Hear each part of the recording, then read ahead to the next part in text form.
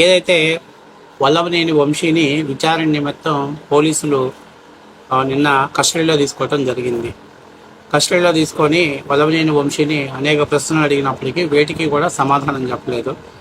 అంటే పొంతన లేనటువంటి సమాధానం చెప్పడం జరిగింది. అత్యంత విచిత్రమైన విషయం ఏంటంటే, ఎవరైతే సత్యవర్ధన్ అనే వ్యక్తి, అతను ఎవరో అసలు వల్లభనేని వంశీకి తెలియదంట. తెలియకుండానే వాళ్ళ ఇంట్లో ఆశ్రయం ఇచ్చాడంట. రెయ్యి పడుకొని స్టే చేసి పొద్దున్నే వాళ్ళతో కలిసి విజయవాడకు వచ్చాడంట. అది చాలా ట్విస్ట్. అంటే ప్రజలు ఎంత పిచ్చోళ్ళు అనుకుంటున్నారో, లేదా న్యాయ వ్యవస్థ పిచ్చిది అనుకుంటున్నారో, లేదా పోలీసులు ఏదో తూతూ మంత్రంగా విచారణ చేస్తారనుకున్నారో తెలియదు, కానీ మనోడు మాత్రం బ్రహ్మాండమైన సమాధానం చెప్పాడు. అదేంటంటే, అతను ఎవరో నాకు తెలియదు, కాకపోతే రాత్రి మా ఇంట్లో పడుకొని పొద్దున్నే మా వాళ్ళతో కలిసి వెళ్ళిపోయాడని చెప్పి అన్నాడు. అందరూ కూడా ఒకటి అర్థం చేసుకోండి, మామూలుగా మనలాంటి వాళ్ళమే ఎవరైనా ఒక వ్యక్తి మన ఇంటికి వచ్చాడంటే ఎవరు ఏంటి అనేది వెరిఫై చేసుకుంటాం.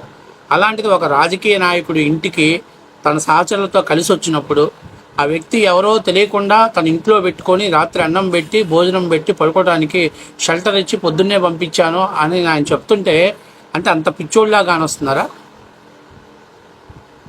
సో సరైనటువంటి సమాధానం రాలా అక్కడ పోలీసులకి. తర్వాత ఆయన అడిగారు, మీరు ఎన్ని ఫోన్లు వాడతారంటే, మొత్తం నేను 3 ఫోన్లు వాడతాను, మరి ఆ ఫోన్లు ఎక్కడ పెట్టారో నాకు గుర్తులేదని అంటున్నాను. ఎన్ని కార్లు ఉన్నాయంటే, నాకు 2 కార్లు ఉన్నాయి, ఒకటి బెంచ్ కారు, ఒకటి ఇంకోటి ఏదో ఉందని చెప్పేసి ఆ 2 కార్లు చెప్పాడు. కారు నెంబర్లు అన్నిటికీ ఒకటే నెంబర్ ఉంది, సిమిలర్ నెంబర్ ఉందని కూడా చెప్పడం జరిగింది. ఇవన్నీ విషయాలు గుర్తున్నప్పుడు ఫోన్ ఎక్కడ పెట్టాడో మర్చిపోతాడా? అంటే తనకు తెలిసి ఉద్దేశపూర్వకంగానే ఇవన్నీ జరిగాయి అని అనడానికి ఇంతవరకు చాలు, ఈ విచారణ చాలు.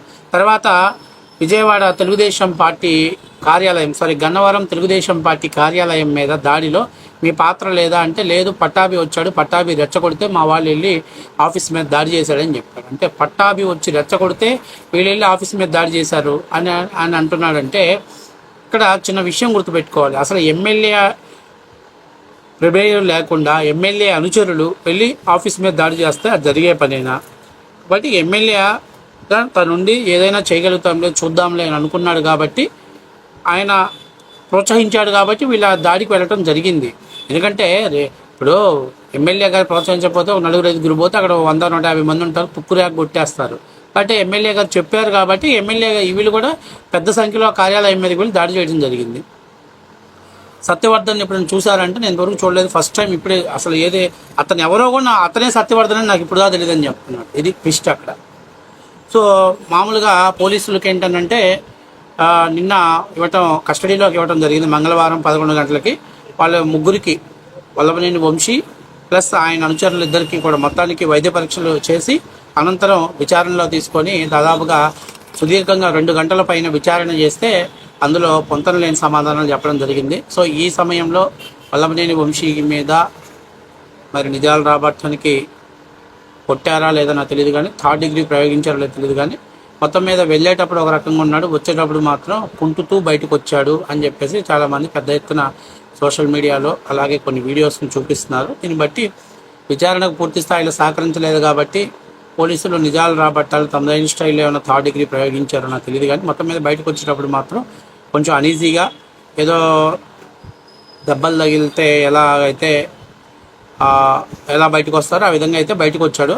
సో మొత్తం మీద సుదీర్ఘంగా 3 గంటలు విచారణ చేసి తర్వాత ఆ వైద్య పరీక్షలు చేసి తర్వాత మళ్ళీ వాళ్ళు జైలుకి అప్పచెప్పడం జరిగింది. 3 రోజులు విచారణ తీసుకోమని చెప్పి కూడా కోర్టు పర్మిషన్ ఇవ్వడం జరిగింది. సో మొదటి రోజు అయిపోయింది, ఇక 2nd, 3rd ఉంది. కాబట్టి ఇప్పటికైనా వల్లభనేని వంశీ ఉద్దేశపూర్వకంగానే తెలుగుదేశం పార్టీ కార్యాలయం మీద దాడి చేసిన మాట వాస్తవ విషయమే.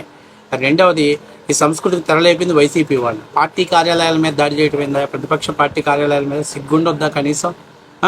మొదట ఆడెవడో కేంద్ర కార్యాలయం మీద దాడి చేయించాడు, తర్వాత గన్నవరం, తర్వాత గుడివాడ, ఇలాంటి గూకులే పనులు చేయడానికి కనీసం సిగ్గుండొద్దా? ప్రజలు మీకు అధికారాన్ని ఇచ్చింది పరిపాలన చేయడానికి. అయితే అసలు ఈ సత్యవర్ధన్ తోటి డీల్ మాట్లాడించడం, అలాగే ఇతన్ని ఏదైతే వల్లభనేని వంశీ గారు ఇంటికి తీసుకురావటం, తర్వాత అక్కడి నుంచి విజయవాడ తీసుకురావటం, విజయవాడలో కోర్టులో ఆధారాలు చెప్పించడం, అతని చేత స్టేట్మెంట్ ఇప్పించడం, ఆ తర్వాత అతన్ని విశాఖపట్నం తరలించడం, విశాఖపట్నంలో లాడ్జీలో మొదటి నుంచి తర్వాత అపార్ట్మెంట్కి తీసుకెళ్ళటం, ఇవన్నీ కూడా ఇవన్నీ కూడా ఆధారాలన్నీ ఉన్నప్పటికీ పోలీసులు ప్రశ్నిస్తున్నప్పుడు వల్లభనేని వంశీ కానీ అలాగే వాళ్ళ అనుచరులు కానీ సరైన సమాధానం చెప్పాలి. వల్లభనేని వంశీ అనుచరులు మాత్రం అతన్ని ఎక్కడెక్కడ తిప్పాం, ఎందుకు తీసుకెళ్ళాం, ఎక్కడ పెట్టామో చెప్పారు. కానీ వాళ్ళ వెనకాల ఎవరున్నారు, ఎవరు ఈ పని చేయించారనేది మాత్రం వల్లభనేని వంశీ అని మాత్రం వాళ్ళు చెప్పలేదు. సో మొత్తం మీద వల్లభనేని వంశీ ఈ కేసు విచారణ, దీంతో పాటు వల్లభనేని వంశీని మరికొన్ని క్వశ్చన్లు అడగడం జరిగింది. అసలు ఆయన మీద మొత్తం ఎన్ని కేసులు ఉన్నాయంటే దాదాపుగా 16 కేసుల్లో ఆయన ముద్దాయిగా ఉన్నాడు. అంతేకాకుండా ఈ సంఘటన జరిగిన తర్వాత రోజు ఈయన విజయవాడ వచ్చి హనుమాన్ జంక్షన్లో కొంతమందిని కలిసి వెళ్ళాడంట. ఎందుకు కలిసి అంటే రాజకీయ ప్రముఖుల్ని కలిసి వెళ్ళానని చెప్పాడు. అంతేకాకుండా ఆయన ఫోన్ ఎక్కడ పెట్టారనే దానికి మాత్రం నా దగ్గర ఏ ఫోన్ ఎక్కడ పెట్టారో నాకు ఐడియా లేదు, నాకు గుర్తు లేదని చెప్తున్నాడు. ఖచ్చితంగా ఆ ఫోన్ని తీసుకుంటే అందులో ఖచ్చితంగా విషయాలు బయటకు వచ్చే పరిస్థితి ఉంది. అలాగే కొన్ని వీడియో చూపించినప్పుడు వీడియో ఫుటేజ్ చూపించి ఇది మీకు తెలుసా అని ప్రశ్నించినప్పుడు వాళ్ళు ఆయన ప్రతిదానికి కూడా పూర్తి సమాధానం చెప్పకుండా సమాధానాన్ని దాటివేస్తున్నాడు. సో ఇంకా మరి అవసరమైతే ఇంకా విచారణని పొడిగించడం కోసం కస్టడీకి తీసుకునే అవకాశం ఎక్కువైతే కనిపిస్తుంది. ఏది ఏమైనా ఖచ్చితంగా వల్లభనేని వంశీకి ఇప్పుడు తాజాగా పీడీ యాక్ట్ కూడా కింద కూడా కేసులు నమోదు కాబోతున్నాయి. మరి ప్రస్తుతం మనవాడు ఒంట్లో బాడీ కొవ్వు అన్నీ తగ్గేదాకా కూడా పాపం జైల్లో ఉండాల్సిన పరిస్థితి ఏర్పడింది. ఇప్పట్లో కల్లా మనోడు జైల్లో నుంచి బయటకు వచ్చే పరిస్థితి లేదని చెప్పేసి చాలామంది చెప్తున్నారు. అంతేకాకుండా గతంలో ఇవే కాకుండా తాజాగా మరికొన్ని కేసులు కూడా ఆయన మీద నమోదు కాబోతున్నాయి.